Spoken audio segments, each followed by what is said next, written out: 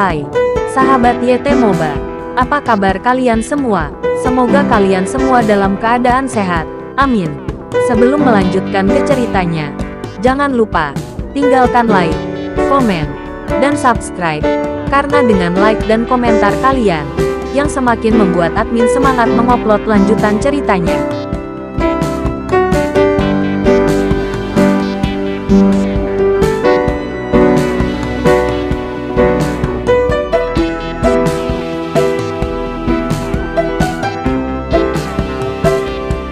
Episode 550. Kisah Ariel, anak bos besar yang berpura-pura culun.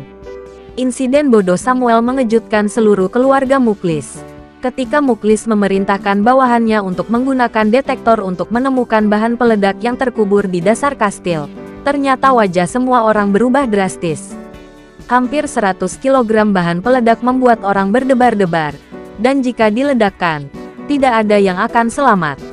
Tidak ada yang mengira bahwa Samuel, yang berpura-pura begitu bodoh sehingga dia bahkan bisa memakan tanah, melakukan peristiwa yang menghancurkan bumi di belakang punggungnya.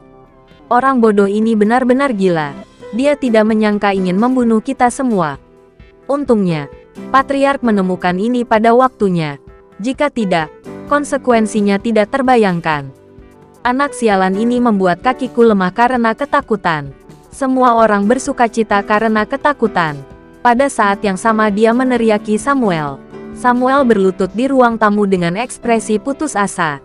Selama lebih dari 10 tahun, dia berpura-pura menjadi bodoh dan tertegun untuk membalas dendam karena kematian ibunya. Sehingga setelah balas dendam, dia tidak lagi takut untuk memimpikannya mata ibunya yang mencari pertolongan. Dia sudah akan berhasil. Selama dia memiliki kesempatan untuk memasuki ruangan Muklis, meletakkan bahan peledak terakhir, dia bisa mengirim semua orang di keluarga Muklis ke kuburan. Tetapi dia tidak pernah menyangka bahwa dia akan gagal pada saat-saat terakhir ini. Ariel, itu semua karenamu. Itu semua tentang dirimu. Meskipun aku tidak kuat, aku tidak akan melepaskanmu, kata Samuel dengan kebencian dan kebencian. Muklis memandang Samuel dengan wajah tenggelam. Rumah kota licik cucu ini sangat menakutkan. Tetapi jika dia tidak menggunakannya untuk berurusan dengan bangsanya sendiri, ini akan menjadi hal yang baik untuk Muklis. Karena keluarganya membutuhkan orang seperti itu. Bahkan Andre tidak memenuhi syarat untuk mewarisi posisi Patriark di matanya. Sayangnya, Samuel tidak digunakan dengan benar. Samuel, jangan salahkan aku karena membunuhmu. Bahkan jika kamu mati ratusan kali, kamu tidak akan dianiaya, Muklis berkata dengan suara yang dalam. Samuel tersenyum cerah dan berkata, saya sudah lama siap untuk mati. Tapi sayangnya, saya tidak membawa Anda ke pemakaman. Hah, Muklis mendengus dingin, berkata, jika pikiranmu digunakan bukan untuk berurusan dengan orang-orangmu sendiri, tetapi untuk berurusan dengan orang luar, kamu pasti akan dapat mencapai sesuatu dalam keluarga. Kamu telah tersesat, dan kamu masih tidak bertobat. Muklis, jika aku tidak berpura-pura bodoh, aku sudah mati. Bagaimana saya bisa hidup sampai hari ini? Samuel memandang Muklis dengan ekspresi muram, dan melanjutkan, seberapa kotor rumah ini, tanpa melihatnya. Apakah Anda benar-benar berpikir Anda mengendalikan segalanya? Pembunuhan satu sama lain dalam keluarga ini. Berapa banyak yang kamu lihat? Pertanyaan yang ditujukan pada hati sama sekali tidak mengubah ekspresi Muklis. Karena dia tidak mengetahui situasi internal keluarga seperti yang dipikirkan Muklis. Sebagai Patriark, bagaimana mungkin Muklis tidak tahu apa yang terjadi? Mengapa ibu Samuel meninggal saat itu? Muklis tahu itu karena orang lain yang meninggal. Dia tidak ingin tahu penyebabnya. Tapi dia tidak peduli. Ide Muklis saat itu sangat sederhana. Karena orang sudah mati. Bahkan jika ibu Samuel dimintai pertanggungjawaban, tidak mungkin untuk bertahan hidup. Jadi mengapa harus lebih banyak orang yang dihukum? Selain itu, dia memiliki pikiran utuh tentang bagaimana menembus ke tingkat hal-hal itu. Dan bagaimana dia bisa mengurus hal-hal kecil ini dengan santai. Membuka satu mata dan menutup satu mata tampaknya Muklis adalah solusi terbaik. Tetapi dia tidak menyangka bahwa kesenangan seperti itu benar-benar akan membiakkan orang gila seperti Samuel. Patriark, orang gila seperti itu harus dibunuh. Jika tidak, dia akan mengancam keluarga. Di masa depan, pada saat ini, seorang wanita muda yang menawan tiba-tiba berkata. Samuel memandang pembicara dengan arah. Dia membunuh ibunya saat itu. Samuel mengawasinya melihat ini dengan matanya sendiri.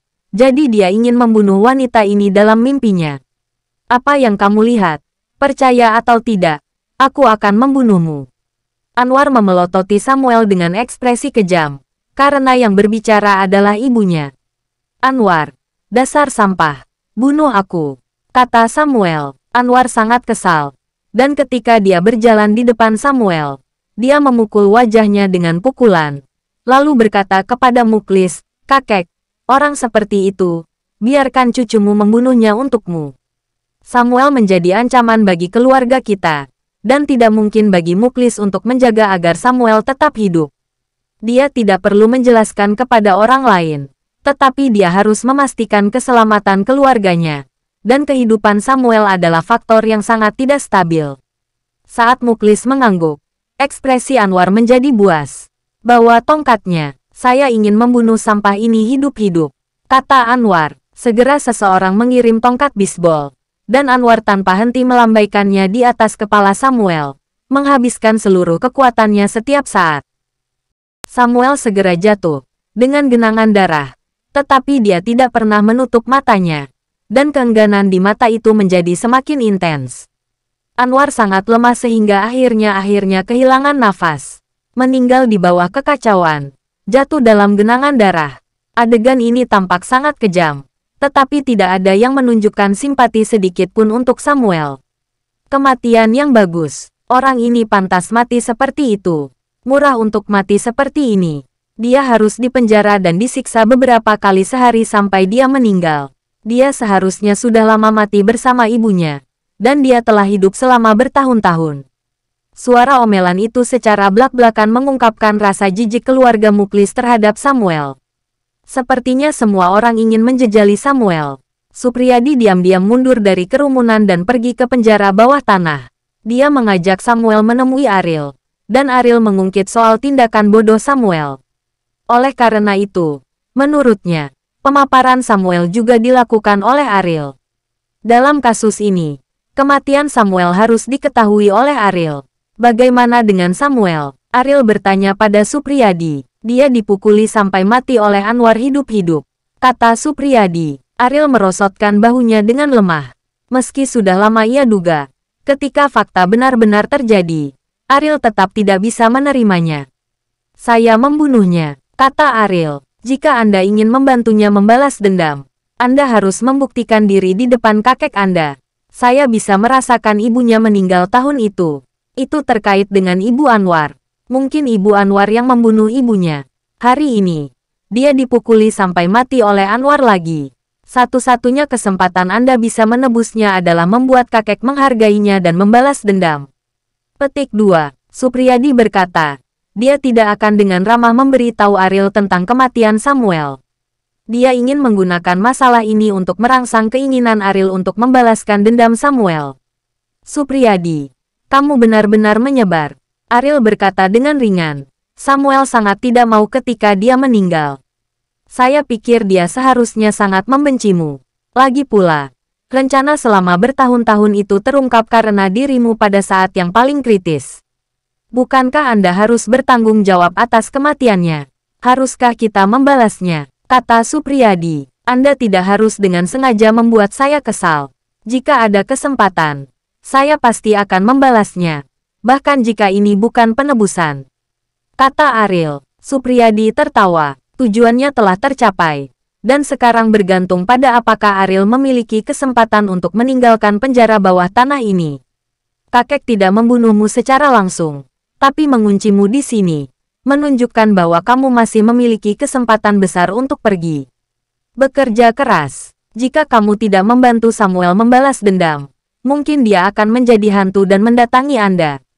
Supriyadi tersenyum dan berkata, untuk seseorang seperti Ariel yang hanya memiliki darah keluarganya, Muklis tidak memilih untuk membunuhnya secara langsung. Ini menunjukkan bahwa Muklis memiliki ide lain di benaknya. Jadi Supriyadi mengidentifikasi Ariel. Ketika melakukan serangan balik, Tepat pada waktunya. Dia tidak yakin. Pasti ide Muklis tidak mudah ditebak. Ariel menarik napas dalam. Supriyadi ingin menggunakan tangannya untuk menyingkirkan pesaing. Ferdinand dia tahu ini dengan sangat baik. Dan dia juga tahu bahwa dia tahu ada lubang di depannya. Harus melompat ke dalam. Jika dia tidak bisa membantu Samuel membalaskan dendamnya. Tatapan putus asa di matanya saat dia dibawa pergi akan menjadi bayangan di benak Ariel yang tidak bisa dia tinggalkan seumur hidup. Bersambung.